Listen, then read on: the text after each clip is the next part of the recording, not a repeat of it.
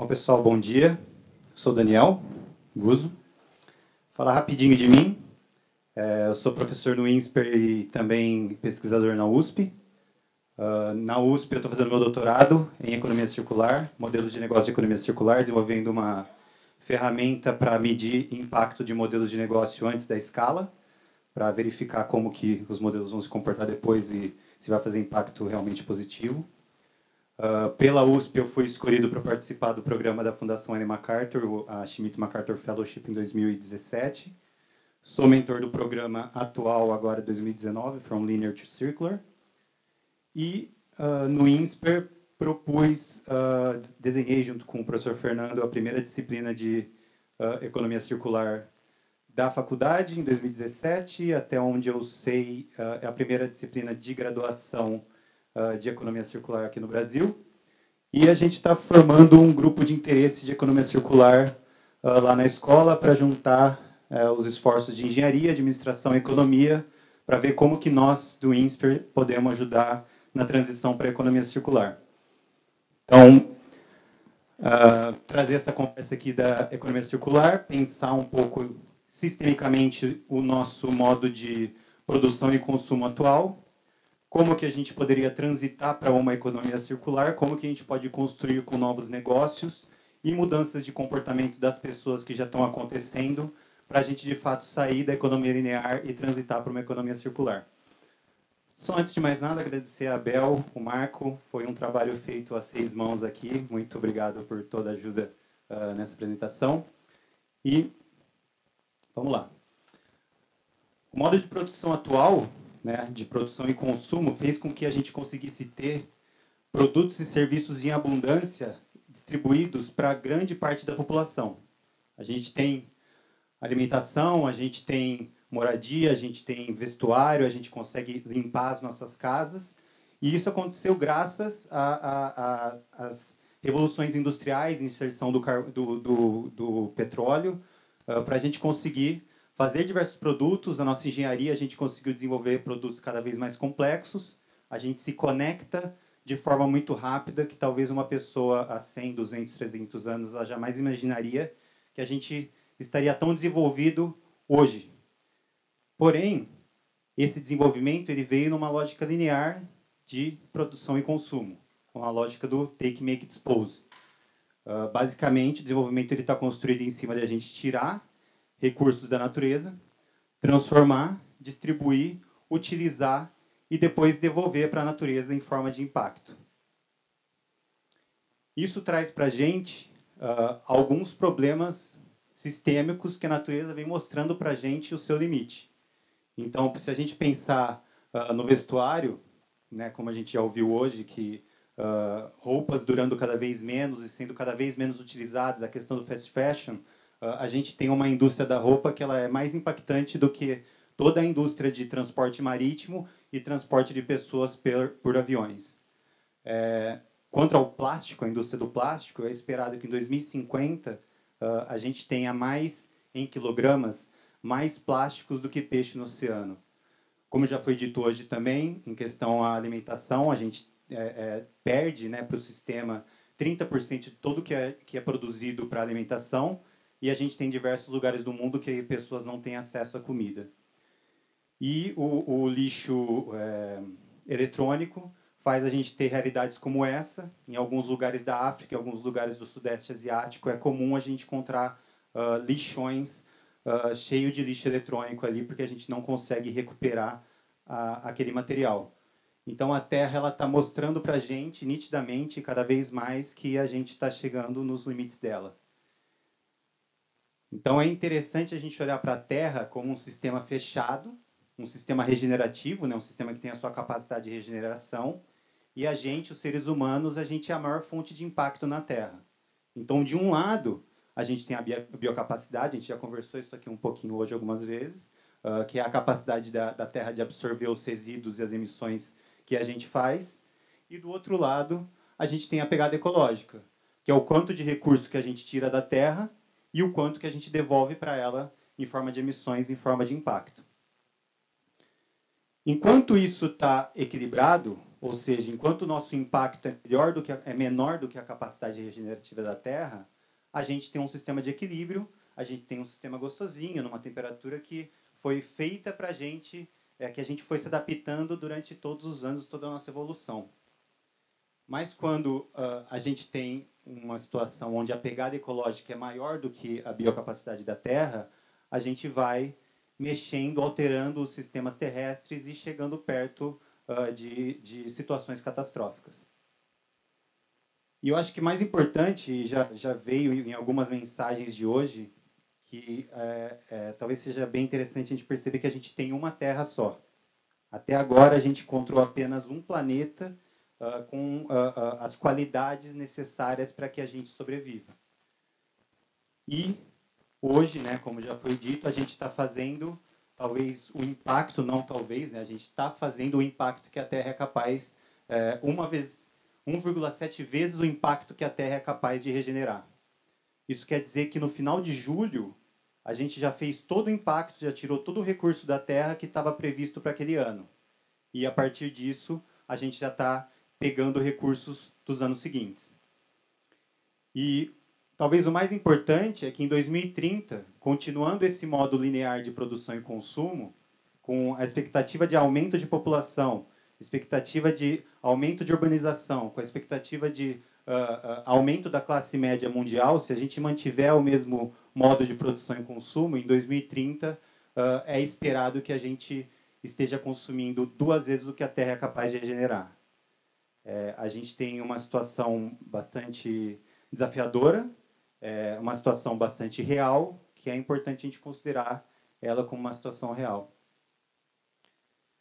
Por outro lado, eu acho que a gente vive nos momentos mais interessantes, porque já que a gente sabe que a gente tem uma situação real, uma situação desafiadora, eu acho que é agora que a gente vai testar de fato a nossa sapiência. A gente vai testar de fato as nossas qualidades como seres humanos e se a gente vai conseguir mudar o panorama e fazer um modo de produção no qual a gente consiga sobreviver no longo prazo. A gente tem uma questão do modo de produção linear, que é altamente impactante, ele traz coisas boas para a gente, mas não deixa a gente em contato com a Terra. A Terra ela não consegue regenerar todo o impacto que a gente faz. E eu acho que a grande dúvida é se a gente já tem, se a gente conhece um outro modo de produção e consumo que a gente conseguiria entrar em ressonância com a Terra. Eu acredito que sim, e esse seria o modo de produção circular. A economia circular ela não tem como interesse acabar com a economia linear. A gente tem grande parte dos nossos conhecimentos, grande parte da nossa engenharia, tudo que a gente construiu até agora, da nossa capacidade inventiva, a gente tem que conseguir construir em cima disso. No entanto, a gente precisa conseguir olhar para esse sistema de forma a entender as suas entradas, entender as suas transformações e entender bem as suas saídas. Esses 3 princípios vão ajudar a gente a olhar para esse sistema e entender as entradas, as transformações e as saídas. Primeiro, nas entradas. Pouco a pouco, a gente tem que ir percebendo que, pouco a pouco não, né? Talvez um pouco mais rápido, nas entradas, não utilizar materiais que não são renováveis e finitos. Vento, sol, biomassa, seres humanos, somos todos renováveis. E pouco a pouco a gente tem que tirar os outros materiais e começar a utilizar material renovável como entrada desse sistema. O mesmo para a energia. Ir retirando o petróleo e colocando energia do vento. Ir retirando o petróleo e colocando energia solar.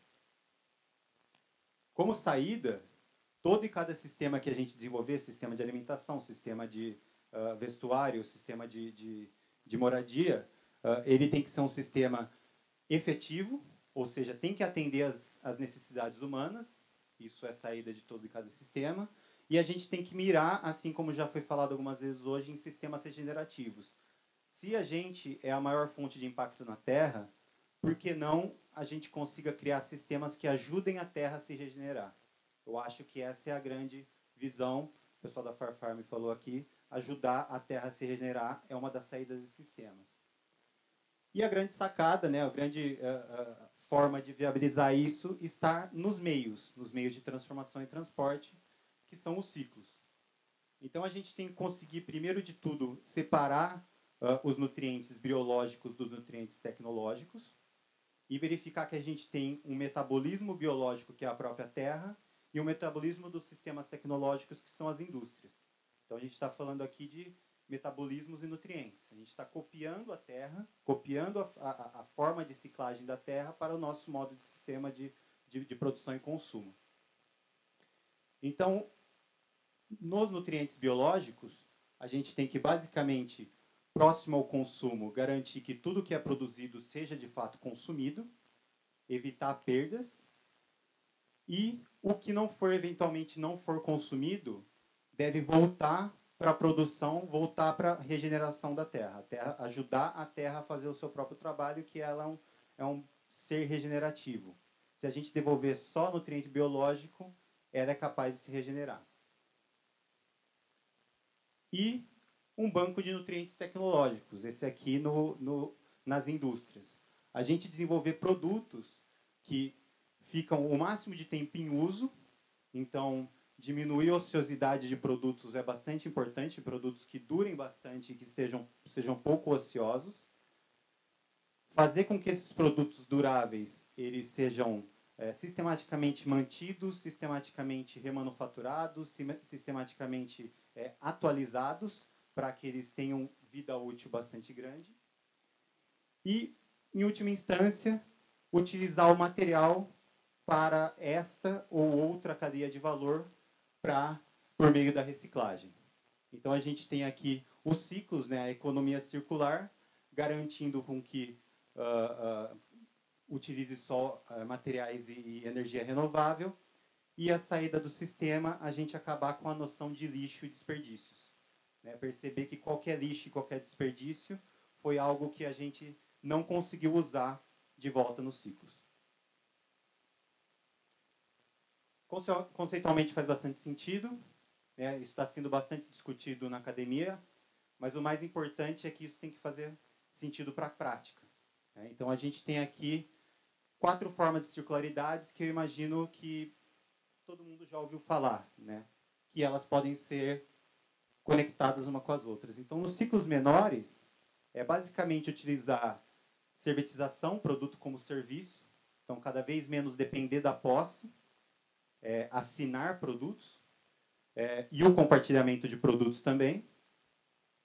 Nos ciclos mais longos, eu já falei alguns, como manutenção, remanufatura, pensar produtos para que eles tenham o ciclo de vida longo, não fazer produtos para que sejam utilizados uma vez apenas, mas 10, 20, dependendo de cada indústria, o que fizer sentido. O uso em cascata, a gente já pode pensar nos biológicos e ajudar na biodegradação, e no tecnológico a gente ajudar na reciclagem. Eu acho que o exemplo da Nespresso ele mostra bem os 2 ciclos, bem legal, quando você consegue separar o café, ele vai ser biodegradado pelo sistema biológico. Quando você pega o alumínio, ele vai ser reciclado pelo sistema técnico. Então, quando você consegue separar os 2, você garante que esses sistemas funcionem. E, em último caso, a utilização de insumos puros, ou seja, utilizar materiais não tóxicos e garantir, por exemplo, nos ciclos biológicos, o uso de orgânicos e nos ciclos tecnológicos, por exemplo, materiais que são 100% recicláveis. Né? Você ter materiais recicláveis não garante que eles vão ser reciclados, depende de toda a cadeia de operação depois funcionando. Então, fica claro aqui que a gente tem 4 formas de permitir a circularidade, e eu acho que uma parte legal é que essas formas elas são bastante conectáveis, uma viabiliza a outra. Legal, temos essas formas. Vamos ver, tem 5 casos aqui, casos reais da indústria do Brasil e de outros países que estão conseguindo implementar a economia circular no seu negócio e utilizando mudanças de comportamento de pessoas que já estão acontecendo para causar impacto positivo. Então, vou trazer 5 casos aqui que são interessantes para a gente conversar. Como que isso está acontecendo na prática. Um desses casos é a Lynk & Co. A Lynk & Co é uma montadora de automóveis chinesa e sueca. Atualmente, eles estão apenas na China com uma plataforma de venda direta para o consumidor, não é circular por si só. Mas eles estão Indo para a Europa agora, expandindo para a Europa. Esse sistema, na Europa, o carro não vai ser vendido para o consumidor final. Eles estão se chamando numa espécie de Netflix dos carros. Então, as pessoas vão assinar os carros, pagar por mês. Então, a gente tem ali o primeiro ciclo de uso sendo ativado. A posse do produto continua com a montadora. Então, quando a posse do produto ela continua com a montadora ela fica responsável pela manutenção, ela fica responsável pela remanufatura do carro. E ela tem interesse nisso porque é um ativo dela. Então, a gente tem o segundo ali sendo ativado. E, além disso, é um carro elétrico. Então, né, para quem não sabe, o maior impacto do ciclo de vida de um carro não é na sua produção e no seu descarte. O maior impacto do ciclo de vida de um carro é durante o seu uso. Então, você não ter que depender de gasolina ou diesel e começar a utilizar a eletricidade viabiliza aí um pouquinho mais a economia circular. Então, a gente tem 3 dos tipos de ciclos ativados. Possibilidade de impacto gigantesca, uma na própria eletrificação e outra na possibilidade do compartilhamento do carro. Por quê? Ele já vem, como você pode ver aqui no meio, quando você não estiver usando o carro que está assinado para você, você pode deixar esse carro disponível para que outras pessoas utilizem o carro que teoricamente era seu, está sob seu uso, por X horas. E ela vai te pagar um pouco por isso. Então é servitizado e também é compartilhável. E está construindo em cima de uma mudança de comportamento que ela é bastante real, que é cada vez menos as pessoas têm interesse ou necessidade de ser donas de produtos. Vocês podem ver até em algum dos desenhos aqui, o carro aparece quase que em segundo plano. Né? A pessoa está andando do lado do carro, que não era muito normal em propagandas de carro. Está sempre o carro em primeira instância, às vezes você nem vê a pessoa junto. Então, construindo em cima nessa tendência das pessoas cada vez menos quererem ser donas de um produto e estarem aptas a compartilhar. Um outro exemplo bem legal é esse exemplo da Adidas, o Future Craft Loop, que é, até onde eu sei, o primeiro tênis feito que é 100% reciclável. E aí a gente pode ver na imagem do meio aqui que ele é totalmente desmontável, né? Que uma das dificuldades na hora de você reciclar é que você tem vários componentes, cada componente sendo feita de um tipo de material, e quando você não consegue separar esses componentes, você não consegue basicamente reciclá-los. Então ele é 100% reciclável, uma possibilidade de impacto bem interessante, né? Mudando a indústria da moda, isso aí pode ser replicado para toda a indústria de roupas, fazendo materiais também recicláveis. E uma mudança de comportamento legal é que, foi citado também pelo pessoal da Nespresso, que os consumidores estão cada vez mais interessados em manter um relacionamento com as empresas que vão ajudar a resolver o impacto que a gente cria. E isso é potencializado, né, por esse QR Code aqui, que você pode utilizar esse QR Code tanto para verificar quando que o tênis foi comprado, quanto tempo de uso ele tem, como também devolver esse tênis para a Adidas. E quando você devolve o tênis para a Adidas, você recebe um cashback de 10 ou 20 dólares, que eles vão garantir a reciclagem do tênis. Então, de fato, viabilizando que esse tênis que é reciclável, que ele seja reciclado no final, e eu vou criar um relacionamento com a marca de possivelmente comprar o próximo Future Craft Loop, que é 100% reciclável. Aí, de fato, você está tendo o ciclo se fechando. Por isso, esses dois aqui do lado. Terceiro caso, bem interessante, aqui mais pensando em produtos eletrônicos agora, é a iFixit. A iFixit é uma plataforma na internet que traz manuais de produtos, porque muitas vezes, né, quem nunca deixou quebrar um produto, um celular ou um computador, e a gente sabe que muitas vezes o que quebra é tipo um componente, a câmera que não está mais funcionando, ou por algum motivo o computador mais não liga, e como a gente não consegue arrumar, vai passando o tempo, precisa ter aquele dispositivo, a gente compra outro e tem um celular guardado numa gaveta, um computador guardado em outro lugar. O iFixit, eles disponibilizam os manuais de reparo de todos os produtos de diferentes marcas, e também vendem kits de reparos de telefone, kits de reparos de computador. Então, facilitando com que os produtos durem por mais tempo. muitas vezes é um ajuste muito fácil de se fazer, que a gente só não sabe qual que faz com que aquele produto não seja utilizado. Então, empoderando os consumidores a arrumar os seus próprios produtos. Um impacto grande, né? O lixo eletrônico é um problema relevante e o ciclo de vida, né? O tempo de vida desses produtos cada vez menores. Isso construindo em cima no maker, né? Da movimentação, do movimento maker, do do it yourself, cada vez mais empoderando o cliente final a mexer no produto de fato. Então, é uma mudança de comportamento que já está acontecendo e a iFixit está construindo em cima disso e potencializando essa mudança. Esse caso muito legal, conversa bastante com o pessoal da Farfarm, né? Até onde eu conheço, é a primeira empresa que está tentando, de fato, escalar a produção de alimentos por meio de agrofloresta, não só fazendo com que os produtos cheguem até a prateleira, né? A gente tem ali, Fazenda da Toca, acho que todo mundo já deve ter visto, já deve ter consumido os ovos da Fazenda da Toca, e agora eles estão com uma linha de sucos, então tentando de fato criar alimentação baseado em agrofloresta, mas eles não estão só fazendo a cadeia de produção e entregando o produto, eles estão criando toda uma tecnologia e disseminando essa tecnologia para que outras empresas, outras pessoas possam participar também. Então, né, como a gente viu, a gente tem uma produção que tem floresta, tem produção e tem floresta. O maquinário atual ele é adaptado para monocultura. Ele é um maquinário gigantesco que não vai passar entre duas camadas de floresta. Eles estão desenvolvendo bastante maquinário para poder ser utilizado na produção agroflorestal. E também, quem quiser visitar a Fazenda da Toca para conhecer como eles desenvolvem agrofloresta lá, tem um dia da semana para isso. E estão desenvolvendo cursos gratuitos por todo o Brasil, divulgando a agrofloresta para que outras pessoas em outros lugares do país possam desenvolver produtos, né, manufaturar produtos por meio de agrofloresta. Então, potencializando isso. Impacto, pensando em Brasil, talvez a maior fonte de impacto possível que a gente pode fazer, questão de alimentação.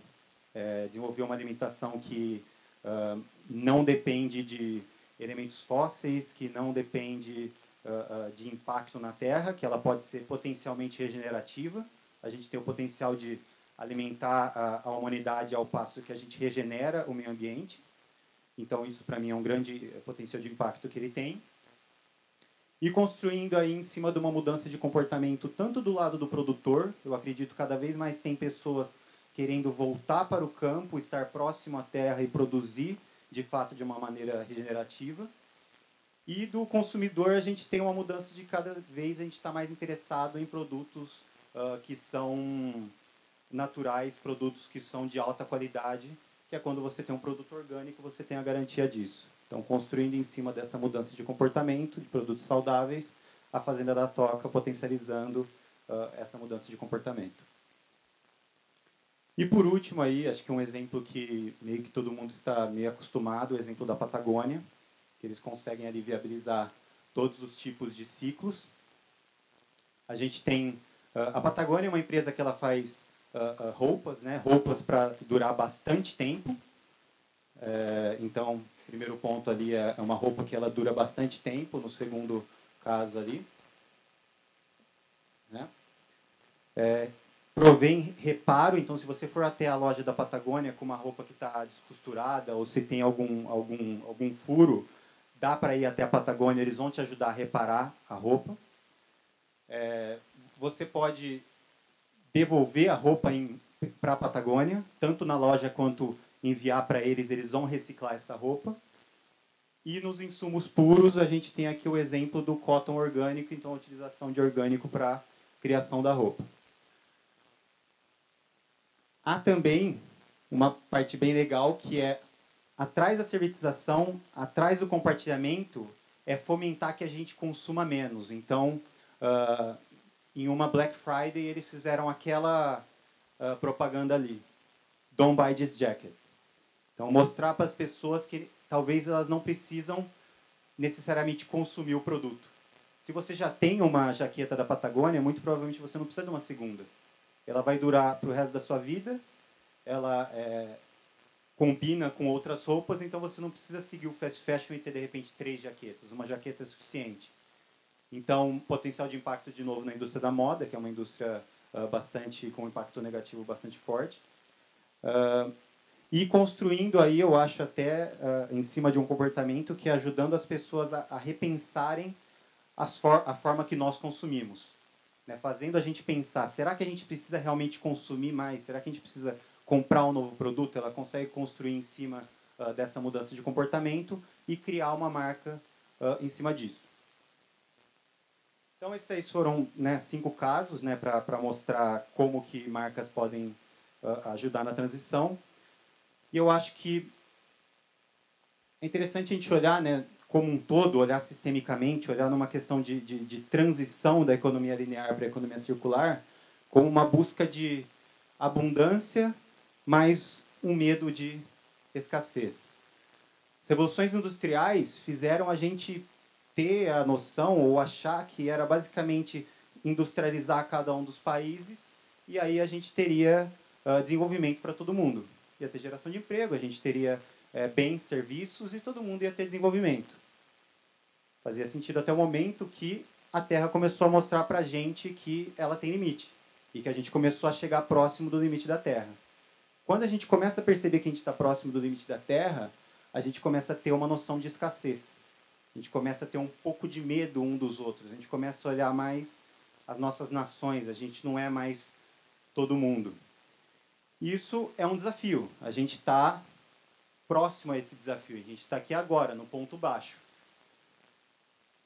Mas eu acho que a economia circular, ela traz para a gente, quando a gente consegue, por um meio de solução, de produção e consumo, potencialmente regenerar a terra, a gente tem de novo uma visão de abundância, porque se a gente conseguir utilizar os raios solares, os ventos, utilizar tudo que é renovável, produzir de uma forma circular e garantir que as saídas sejam positivas, a gente tem um potencial de abundância bastante grande que é bastante libertador para todo mundo.